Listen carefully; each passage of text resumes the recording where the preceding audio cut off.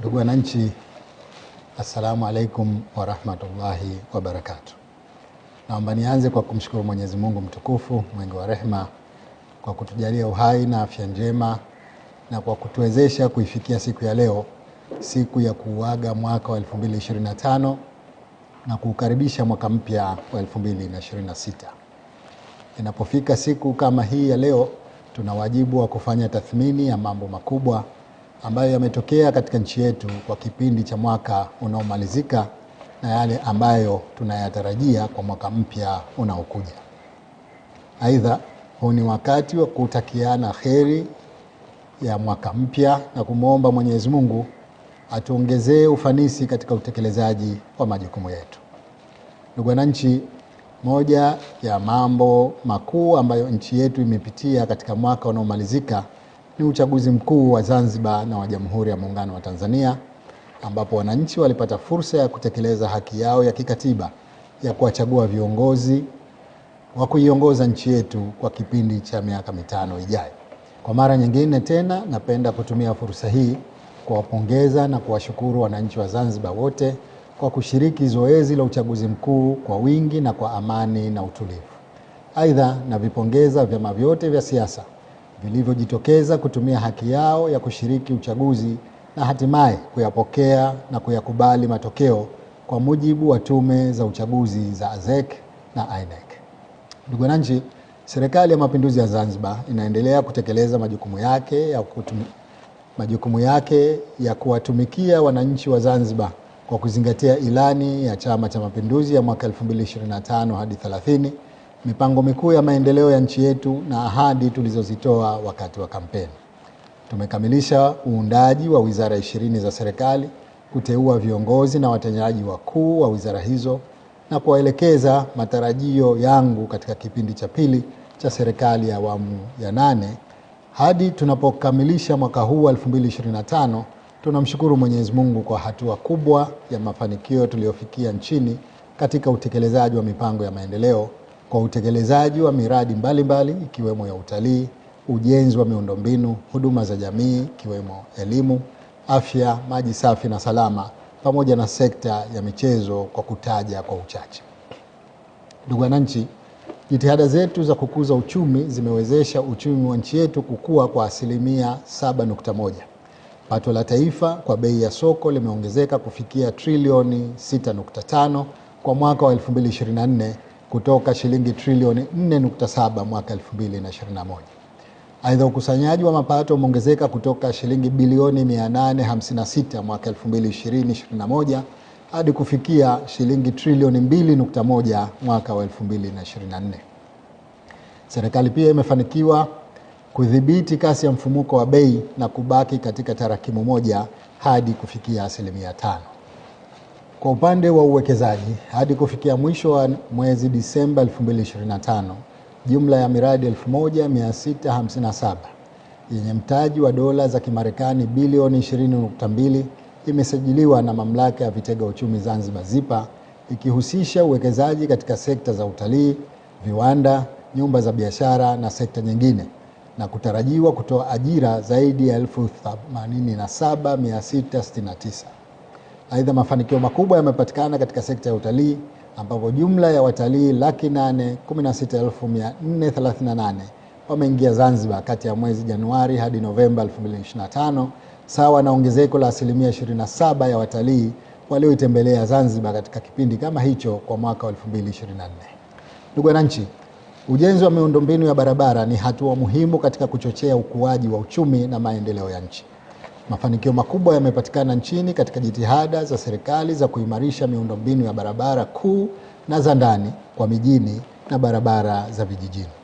Hadi kufikia mwezi Disemba 2025, serikali imekamilisha ujenzi wa kilomita 82.8 wa barabara za mijini na kilomita 247 wa barabara za vijijini kwa kiwango cha lami na zege. Sambamba na hilo, serikali imekamilisha ujenzi wa daraja la juu yani flyover la Mwanakwerekwe kwa 99%, daraja la juu yani flyover la Amani kwa 30%, ujenzi wa daraja la Uzing'ambwa kwa 70% na daraja la Pangatupu kwa 90%. Utekelezaji wa miradi hiyo unaendelea kwa kasi na unatarajiwa kuleta mageuzi makubwa katika uchumi wa nchi yetu. Ndugu wananchi, kwa upande wa huduma za jamii, tumepata mafanikio makubwa katika kuimarisha sekta ya afya kwa kuimarika kwa mfumo wa rufaa na kuanza kazi kwa hospitali za wilaya zote 11 na hospitali moja ya mkoa wa Mjini Magharibi zenye huduma bora za tiba na uchunguzi wa maradhi baada ya serikali kufanya uwekezaji mkubwa katika sekta ya afya. Aidha, serikali iliongeza bajeti ya sekta ya afya kutoka shilingi bilioni 17 mwaka 2020-2021 hadi shilingi bilioni 40 mwaka 2024-2025 kuongeza idadi ya watumishi wa kada mbalimbali za afya na kufanya ukarabati na ujenzi wa vituo vipya vya afya na ujenzi wa nyumba za makazi kwa watumishi. Ndugu wananchi, kwa lengo la kuleta mageuzi makubwa katika sekta ya elimu, serikali ilifanya uwekezaji mkubwa ambapo bajeti ya elimu imefikia shilingi bilioni 830 mwaka 2024-2025 kutoka bilioni 265.5 mwaka 2021-2022, sawa na ongezeko la asilimia 212.6. Aidha, serikali iliimarisha ujenzi wa miundombinu ya elimu ikiwemo kujenga skuli mpya za ghorofa 35 zenye vifaa vya kisasa vya kujifunzia na kufundishia ili kuimarisha mazingira ya skuli na kukabiliana na changamoto ya msongamano wa wanafunzi madarasani. Aidha, serikali ilitoa ajira mpya za walimu hasa wa masomo ya sayansi ambapo zaidi ya walimu wapya 3531 waliajiriwa. Hatua hizi zimewezesha kuimarika kwa ufaulu wa wanafunzi katika mitihani yao ya taifa. Aidha, serikali imeongeza bajeti ya bodi ya mikopo ya elimu ya juu kutoka shilingi bilioni 11.5 mwaka 2021-2022 hadi kufikia shilingi bilioni 33.4 mwaka 2024-2025, hali iliyowezesha kuongezeka kwa wanufaika wa mikopo hiyo kutoka vijana 1445 hadi 11495 wakiwemo wa ngazi ya diploma. Ndugu wananchi, kwa lengo la kuwawezesha wananchi kiuchumi, serikali imechukua hatua za kuwapatia mikopo isiyo na riba makundi mbalimbali katika jamii. Hadi kufikia mwezi Disemba 2025, jumla ya mikopo 6238 yenye thamani ya shilingi bilioni 50.7 imetolewa na wakala wa uwezeshaji wananchi kiuchumi kwa wananchi 27,563. Mikopo hiyo imetolewa kwa sekta mbalimbali zikiwemo kazi za mikono, kilimo, ufugaji, biashara ndogondogo, huduma za chakula na huduma za kifedha.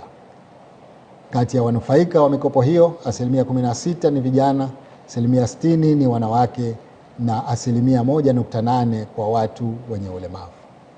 Kadhalika, mafanikio makubwa yamepatikana katika uimarishaji wa sekta ya michezo nchini baada ya kukamilika kwa miradi ya ujenzi wa miundombinu ya michezo kwa viwango vya kimataifa, ikiwemo ujenzi wa uwanja wa Amani Complex, uwanja wa Gombani, uwanja wa Mao pamoja na viwanja vya michezo vya Maisara.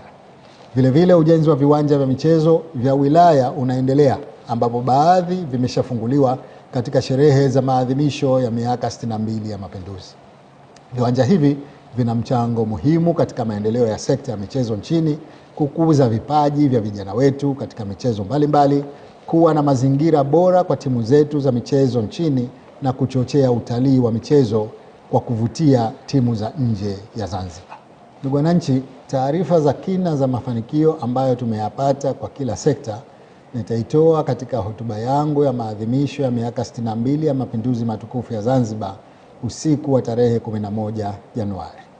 Malengo ya serikali katika mwaka ujao na kipindi hiki cha pili cha serikali ya awamu ya 8 ni kuyaendeleza mafanikio tuliyoyapata. Tutaongeza kasi katika kuimarisha ukuaji wa uchumi kutoka 7.1% ya sasa. Tutaongeza jitihada za kuongeza kiwango cha mapato ya serikali. Tutaimarisha shughuli za kiuchumi zikiwemo biashara, viwanda na uwekezaji. Sekta ya utalii itaendelea kutiliwa mkazo ili kuongeza mapato ya fedha za kigeni. Aidha, serikali itaongeza kasi katika ujenzi wa miundombinu ya barabara, bandari na viwanja vya ndege, kujenga masoko mapya na kuwawezesha wananchi kiuchumi. Aidha, juhudi kubwa zitafanywa katika kuimarisha sekta ya elimu na afya kwa kuongeza ujenzi wa miundombinu zikiwemo skuli za ghorofa na dakhalia na kuendeleza ujenzi wa hospitali za mikoa, hospitali ya Mnazi Mmoja hospitali ya rufaa ya kufundishia na kituo cha tiba za saratani Binguni. Natumia fursa hii kuwasihi wananchi waendelee kuiunga mkono serikali katika kufanikisha utekelezaji wa mipango yote ya maendeleo. Aidha, tuendelee kushirikiana kwa kudumisha amani, umoja na mshikamano katika nchi yetu kwa faida yetu sisi na vizazi vijavyo. Na waomba viongozi wa kisiasa, viongozi wa dini na vyombo vya habari waendelee kuhimiza umuhimu wa kuitunza amani ili nchi yetu iendelee kuwa salama na izidi kupata maendeleo. Ndugu wananchi, katika mwaka wa 2026 tunaoukaribisha, nchi yetu itaadhimisha miaka 62 ya mapinduzi matukufu ya Zanzibar ya mwaka 64. Kama kawaida, maadhimisho hayo yataambatana na shughuli tofauti zikiwemo za uzinduzi wa miradi mbalimbali ya maendeleo na uwekaji wa mawe ya msingi, matamasha na mabonanza ya michezo, pamoja na matukio mbalimbali yakiwemo ya siku ya kilele tarehe 12 Januari 2026.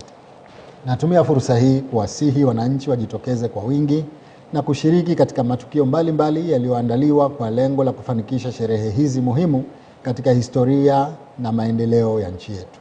Kwa hakika, kushiriki kwa kila mmoja wetu ni ishara ya kudumisha malengo ya mapinduzi matukufu na kuthamini jitihada za waasisi wetu za kufanya mapinduzi ili kuikomboa nchi yetu na kuiletea maendeleo, ambapo sote tunaendelea kunufaika na matunda ya mapinduzi hayo.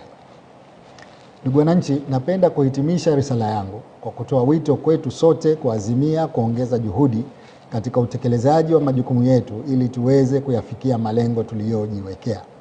Aidha, natumia fursa hii kutoa salamu za mwaka mpya kwa wananchi wote wa Zanzibar na wa Jamhuri ya Muungano wa Tanzania. Kadhalika, natoa salamu za kheri ya mwaka mpya kwa viongozi wa serikali wa nchi rafiki, taasisi za kimataifa na washirika wetu wote wa maendeleo wa ndani na nje ya nchi. Tunamuomba Mwenyezi Mungu aujalie mwaka mpya uwe wa neema na wenye baraka nyingi, aizidishie nchi yetu amani, umoja, mapenzi na mshikamano, na atuwezeshe kuitekeleza mipango yetu ya maendeleo kwa ufanisi zaidi ili tuzidi kupata mafanikio. Na kutakieni nyote kheri ya mwaka mpya wa 2026.